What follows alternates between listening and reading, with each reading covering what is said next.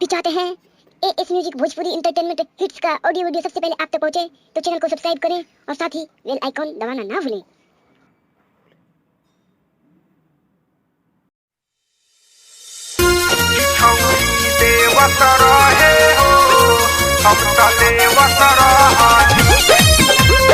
Music by Ajit Singh.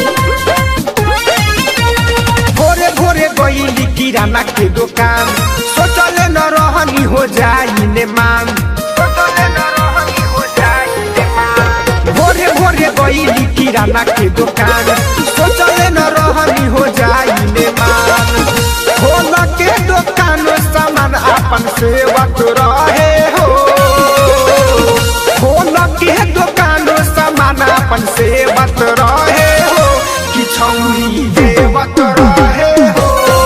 भक्त देवत रानी कि छौरी देवत रहे हो, भक्त देवत रानी।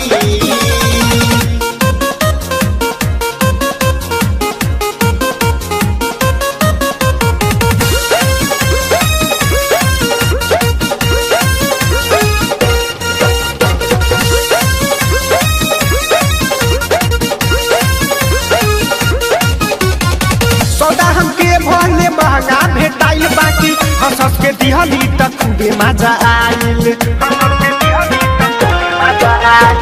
सौदा हमके भले महंगा भेटाइल, बाकी हंस हंस के दिहली त खूबे मजा आइल।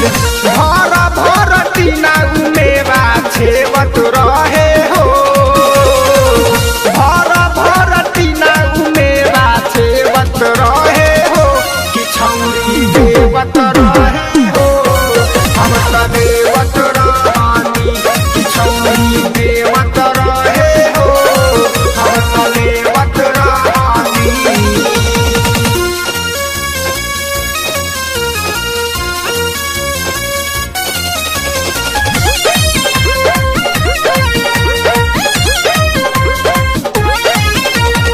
हमरा के देखते ऊ बड़ी खुश भइली, ऐसे बुझाइल कि सभी धन पैली।